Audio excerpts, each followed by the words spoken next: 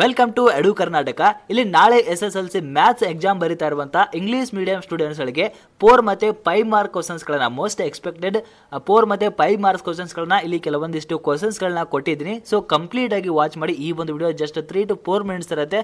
So complete ಆಗಿ watch ಮಾಡಿ. So ನಿಮಗೆ ಫಾಸ್ಟ್ ಆಗಿ ಯಾವ ಕ್ವಶನ್ಸ್ಗಳನ್ನ ಕೇಳ್ಬೋದು ಅಂತೇಳಿ ಸೊ ನಿಮಗೆ ಕಂಪ್ಲೀಟ್ ಆಗಿ ತಿಳಿಸ್ಕೊಡ್ತೀನಿ. ಸೊ ಇಲ್ಲಿ ನೋಡ್ಬೋದು ಮೊದಲೇ ಕ್ವಶನ್. ಸೊ ಅರ್ಥಮೆಟ್ರಿಕ್ ಪ್ರೋಗ್ರೆಷನ್ ಅಲ್ಲಿ ಬರುತ್ತೆ. So and arithmetic progression contents 30 terms. The 17th term of the progression is 4 more than thrice its 5th term. If the 10th term is 31, then find the last 3 terms of the progression and also find the arithmetic progression. ಈ ರೀತಿ ನಿಮಗೆ so 5 marks ಅಲ್ಲಿ ಈ ಒಂದು question ಕೇಳ್ತಾರೆ. So complete ಆಗಿ watch ಮಾಡಿ. So ಎಲ್ಲ ಇನ್ಫಾರ್ಮೇಶನ್ ಕೂಡ ತಿಳ್ಕೊತೀರಾ. ಸೊ ಇಲ್ಲಿ ಸೊ ಎರಡನೇದು ಇಲ್ಲಿ BPT ಥಿಯರಮ್ ಅಂದ್ರೆ ಥೇಲ್ಸ್ ಥಿಯರಮ್ ಅನ್ನು ಕೂಡ ನಿಮಗೆ ಇಲ್ಲಿ ಸೊ ಈ ಇಯರ್ ನಿಮಗೆ ಥೇಲ್ಸ್ ಥಿಯರಮ್ ನ 5 ಮಾರ್ಕ್ಸ್ ಕೇಳುವಂತ ಸಾಧ್ಯತೆ ತುಂಬಾ ಇದೆ. ಸೊ ಜಾಸ್ತಿ ಅದನ್ನ ಸೊ ಪರ್ಫೆಕ್ಟ್ ಮಾಡ್ಕೊಳ್ಳಿ ವಿತ್ ಡೈಗ್ರಾಮ್.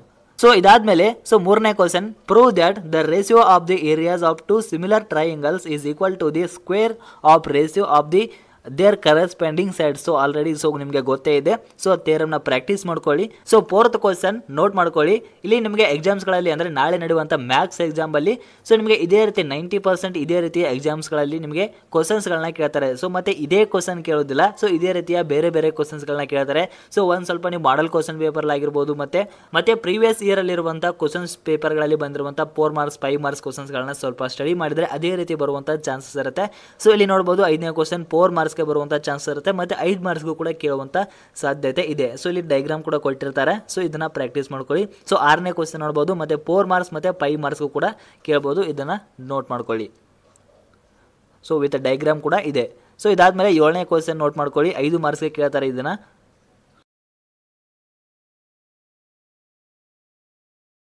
ಇದಾದ್ಮೇಲೆ 8ನೇ ಕ್ವಶನ್ 5 ಮಾರ್ಕ್ಸ್ಗೆ ಕೇಳ್ತಾರೆ. ಸೊ ಇಲ್ಲಿ ನಿಮಗೆ ಒಂದು ಕ್ವಶನ್ ಕೊಟ್ಟು ಅಲ್ಲಿ ಕೆಳಗಡೆ ಮತ್ತೆ ಎ ಆಪ್ಷನ್ ಮತ್ತೆ ಅಂದರೆ 2 ಕ್ವಶನ್ ಕೊಟ್ಟಿರ್ತಾರೆ A B ಅಂತೇಳಿ. ಸೊ ಎರಡಕ್ಕೂ ಕೂಡ ನೀವು ಆನ್ಸರ್ನ ಬರೀಬೇಕು. ಕೆಳಗಡೆ ಡೈಗ್ರಾಮ್ ಕೂಡ ಈ ರೀತಿ ಸೊ ಡೈಗ್ರಾಮ್ನ ಕೊಟ್ಟಿರ್ತಾರೆ. ಈ ಒಂದು ಕ್ವಶನ್ 3 ಮಾರ್ಕ್ಸ್ ಅಥವಾ ಸೊ 4 ಮಾರ್ಕ್ಸ್ಗೆ ಕೇಳುವಂಥ ಚಾನ್ಸಸ್ ಇರುತ್ತೆ.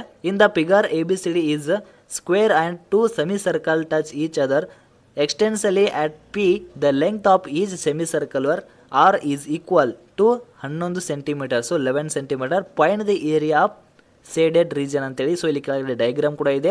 ಸೊ ಇಲ್ಲಿ ಏನು ಸೇಡ್ ಮಾಡಿದ್ದಾರೆ ಸೊ ಈ ಒಂದು ಸೇಡ್ ಮಾಡಿರುವಂಥ ಸೊ ಏರಿಯಾ ಅದನ್ನ ಕಂಡುಹಿಡಬೇಕು. Point the area of shaded region. So ಇಲ್ಲಿ 5 ಮಾರ್ಕ್ಸ್ಗೆ ಕೇಳ್ತಾರೆ. ಸೊ ಇದನ್ನು ಕೂಡ ಪ್ರಾಕ್ಟೀಸ್ ಮಾಡ್ಕೊಳ್ಳಿ. ಇಲ್ಲಿ ಪ್ರೀವಿಯಸ್ ಕ್ವಶನ್ ಪೇಪರ್ ಆಗಿರ್ಬೋದು ಮಾಡಲ್ ಕ್ವಶನ್ ಪೇಪರಲ್ಲಿ ಬಂದಿರುವಂಥ ಇಂಪಾರ್ಟೆಂಟ್ 4 ಮಾರ್ಕ್ಸ್ 5 ಮಾರ್ಕ್ಸ್ ಕ್ವಶನ್ ಮತ್ತೆ ಇಲ್ಲಿ ನಿಮಗೆ ತಿಳಿಸ್ಕೊಟ್ಟಿದ್ದೀನಿ. ಸೊ ನೋಟ್ ಮಾಡ್ಕೊಳ್ಳಿ. ಸೊ ಎಲ್ಲನೂ ಕೂಡ ಇಲ್ಲಿ ಪ್ರಾಕ್ಟೀಸ್ ಮಾಡ್ಕೊಳ್ಳಿ. ಇದೇ ಕ್ವಶನ್ ನಿಮಗೆ ಎಕ್ಸಾಮ್ಸ್ಗಳಲ್ಲಿ ಬರೋದಿಲ್ಲ. ನಿಮಗೆ ಇದೇ ರೀತಿ ಅಂದರೆ ಎಷ್ಟು ರಿಲೇಟೆಡ್ ಆಗಿರುವಂಥ ಕ್ವಶನ್ಸ್ಗಳು ಎಕ್ಸಾಮ್ಸ್ಗೆ ಬರ್ತವೆ. ಸೊ ಮಾಡಲ್ ಕ್ವಶನ್ ಪೇಪರಲ್ಲಿ ಆಗಿರ್ಬೋದು ಅಥವಾ ಪ್ರೀವಿಯಸ್ ಕ್ವಶನ್ ಪೇಪರಲ್ಲಿರುವಂಥ ಈ ರೀತಿಯ 4 ಮತ್ತು 5 ಅಂಕದ ಕ್ವಶನ್ ಆನ್ಸರ್ಗಳನ್ನ ಸ್ವಲ್ಪ ನೀವೇ ನೋಟ್ ಮಾಡಿಕೊಂಡು ಅದನ್ನು ಪ್ರಾಕ್ಟೀಸ್ ಮಾಡಿದರೆ ಸೊ ನಿಮಗೆ ನಾಳೆ ಯಾವ ಕೇಳಿದ್ರು ಕೂಡ ಬರೋದಕ್ಕೆ ಬರುತ್ತೆ. ಸೊ ಮತ್ತೆ ನಿಮಗೆ ಇದೇ ರೀತಿ ಸೊ ಎಲ್ಲ ಎಕ್ಸಾಮ್ಸ್ಗೂ ಕ್ವಶನ್ ಪೇಪರ್ ಆಗಿರ್ಬೋದು ನೋಟ್ಸ್ ಆಗಿರ್ಬೋದು ಎಲ್ಲನೂ ಕೂಡ ನಿಮಗೆ ಪ್ರೊವೈಡ್ ಮಾಡ್ತೀವಿ. ಪ್ರತಿಯೊಬ್ಬರು ಕೂಡ ಈಗಲೇ ಸಬ್ಸ್ಕ್ರೈಬ್ ಮಾಡ್ಕೊಳ್ಳಿ. Thank you.